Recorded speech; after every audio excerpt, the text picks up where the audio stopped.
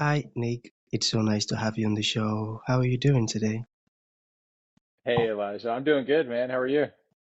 I'm doing fine, fine, fine. And thank you so very much for being here. I truly appreciate it. And I am quite excited to have you on the show, Nick, for some reasons. All right. Firstly, my interest in knowledge seeking, because I believe in order to transition from a chaotic situation and move all the way to that of a beautiful one, I believe it takes the application of knowledge, quality information. And you see, Nick, ever since I discovered that light in the Hebrew means knowledge and darkness means ignorance, I've been so keen to knowledge seeking. Why? Because I do not want to remain in the dark. And that's going to make our conversation today very, very important to me and even to the listeners. Now, the second reason why I'm excited to have Nick on the show is for the sake of the listeners. Nick, we live in an age where information is as abundant as grains of sand. Got a lot of information flying out there. So these folks trust me for quality information. And that's why when I was going through your profile, I was excited because I believe our conversation is going to be insightful. So for that reason, Nick, let's get started with your introduction. Talk to us about your personal or professional journey. We're just so curious, man. We want to know how you got here. And afterwards, we've gotten some beautiful questions for you. Okay, Nick, over to you.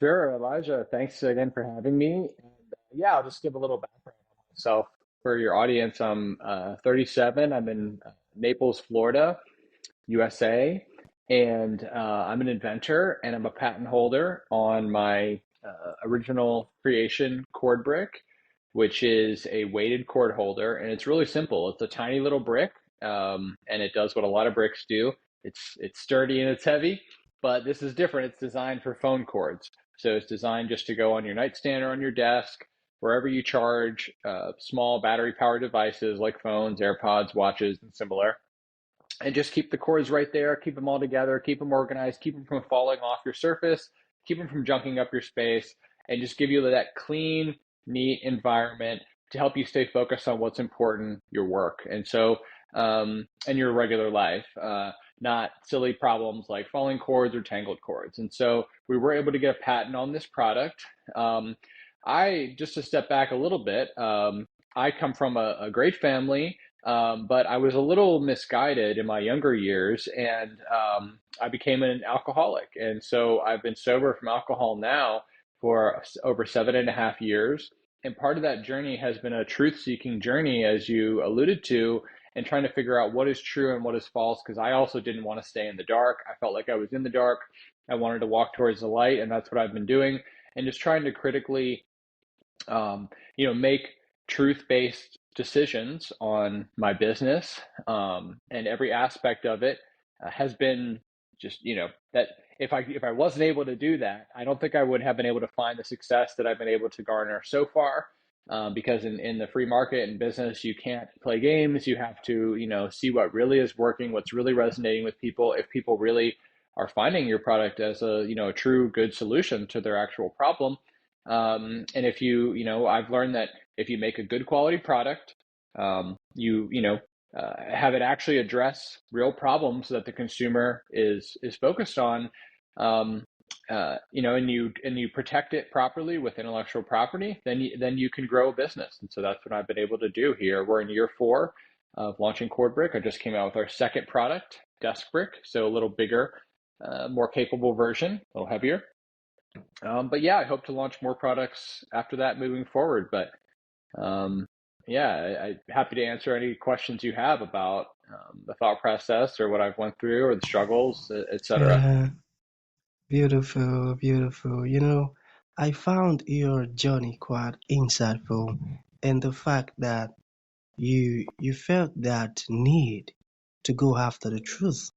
And you mentioned that you've been sober for how many years now?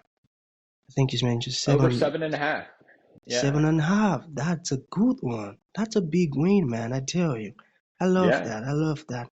Okay, so that's gonna lead to the very first question. Just like you showed us your product some seconds ago.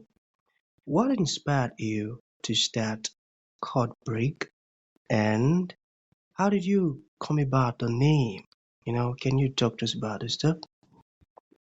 Sure. What inspired me was I kept experiencing this problem of being in bed, and I would charge my phone right next to my bed on my nightstand. And the cords, particularly a couple of years ago, there weren't very many long cords. It was always these short cords. And even still, the charger ends aren't very heavy, so they would fall on the floor. And I thought, okay, I see what's out there. It's these little adhesive things you can stick to your nightstand, but I don't really want that. And plus, I want something that can kind of come with my cord and hold it wherever I am. And I don't need something that sticks to a surface. I literally want to be able to just set it on like a bed sheet or any surface with my cord and have it accessible from that point. And then I thought, what could give me a competitive advantage versus what currently exists? And I thought, well, you can wrap your cord around the brick and you can use it to travel with the cord. And then when you take it to go, you can unwrap untangled when you get to your destination. And then you still have your cord management device for, cord holding at any nightstand, then wherever you go. Um, and so that was the main problem that I had and why I thought I had a competitive advantage for this product. And now naming the product and brand just seemed kind of natural. At first, it was a longer name for the product. It was the anti-gravity cord brick. And so anti-gravity because gravity wants to bring your cord onto the ground. And so I shortened it into cord brick. Just because it's a cord management tool and it's a brick. So it solves a variety of cord problems. And I thought that that would resonate best with the consumer. I thought about cable brick or charger brick or some other names, even like cell block, for cell phone. And so I was trying to figure out how to help it resonate with the most people. And so cord brick seemed to be the name that stuck, and that's what we've gone with. That was a smart one. I got that. I got that. Okay, I believe that there might have been some tough moment when you started this particular mission.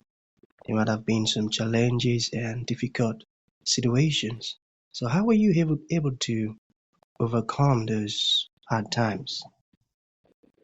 Sure. I mean, anytime anybody starts a business, one of the questions they have to ask themselves is, how do I fund this business? I need, whether it be inventory, in my case, I needed inventory. So I needed to design the product and then purchase inventory and learn how about manufacturing.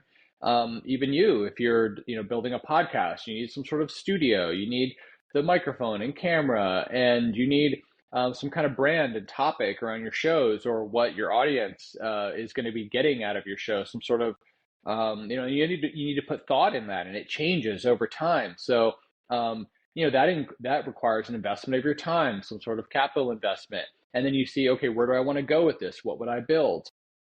Maybe you can't build everything you would build on the first day because you don't have enough funds or capital, or maybe your idea is just not the biggest idea, but it's enough of an idea to create a business for you. So I think the toughest part has been managing, the limited capital that I had access to and trying to figure out, okay, out of this, how do I make a business out of this? I want to create a business so that I can get more money to live my life, obviously, but also to be able to fund future ventures that I would then create myself. I wanted to kind of get a nest egg of investment capital to then invest in other businesses that I go to create next. So what did I do?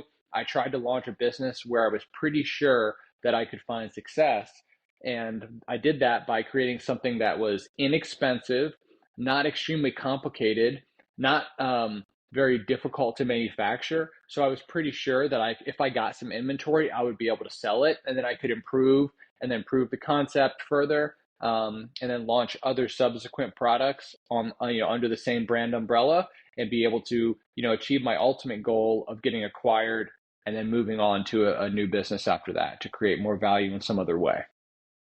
Hmm, I got that. I got that. That was a smart one. Okay, then for someone who has an idea, all right, he's got this amazing idea, and now he does not know how to go about it or how to start the idea. What are some insight or tips you would love to share with someone like that? Thanks. I get that question often from other entrepreneurs, and so I think it's right on point and something that anybody with an idea is wondering. And so the my answer to that is actually a very simple one. Start. Just begin. There's no perfect way to begin to build your product or business than to do it. You have to just start. And you know, I think one of the ways to do that is actually to share your idea with other people and get them to poke holes in it before you go making a huge investment, because maybe some of your investment won't be required or your money could be used in a better way. And you're not going to know that until you start talking to people that might be your customers and hearing from them directly what they want out of whatever you're providing. So for me, I prototyped my product and I went to some local shopping centers and I started asking people, how much would you pay for this? Would you buy it? Is this a problem for you? And so with me, it was pretty easy. And most of the people said they would pay between $5 and $20 for my product. And people said 15 or $20. I couldn't believe it. I was shocked. I thought, wow, I can't believe someone would pay $20 to solve this problem. But it verified that yes, I indeed had a problem worth solving that people were interested in buying a product for or my product for. So I would say ask people and then do whatever you can to begin. There's incredible AI tools available that can give you ideas on how to start or what you might need to do.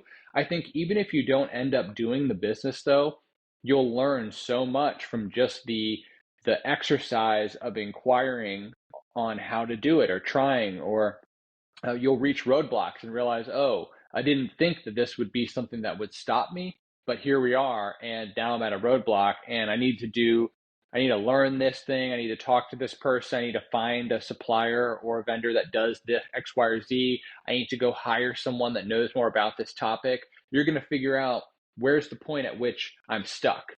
And so that's what you really need to figure out when you're moving, when you're building a business is, to be able to foresee ahead of time where are those places where I'm going to get stuck and how can I solve those issues now so that when I get to that point, I don't waste time. I can keep moving forward.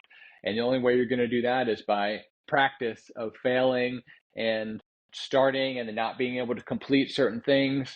And so, yeah, just get going and reach out to me if you need any help, and I'll try to point you in the right direction. Beautiful, beautiful. I got that.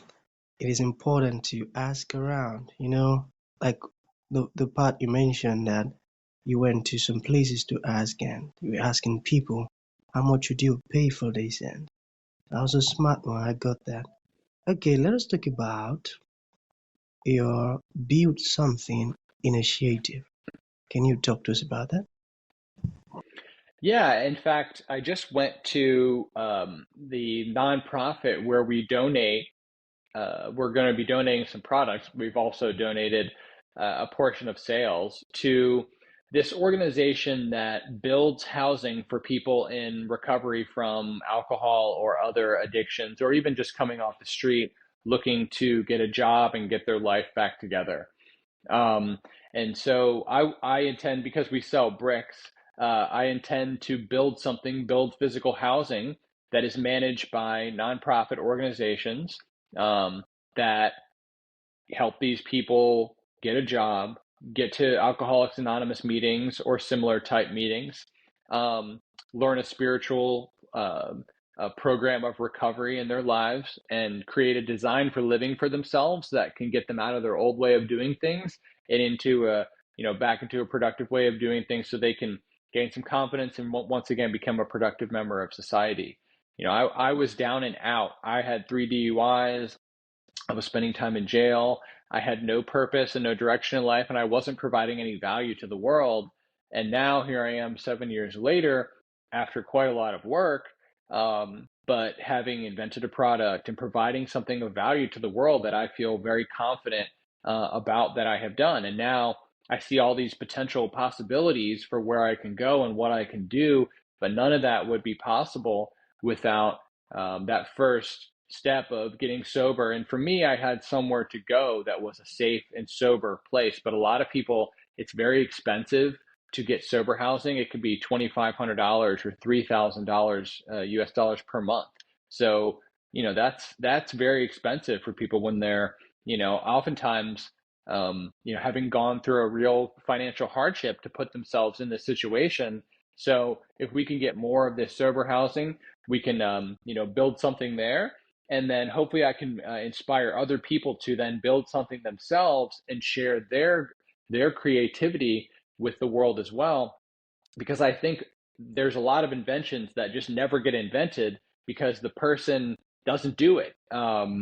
They fail for some reason. They're going through some personal hardship. They don't know how. They don't have the money, whatever. And so I think if we can somehow get more people to share their ideas, their creativity, their inspiration with the world, it's going to lead to better products, better ideas, and then we're all going to benefit from that. That's right, man. I got that. And I tell you, that was a great revelation. You see, one of the reasons why I started my podcast was because I got that revelation, what you just said now.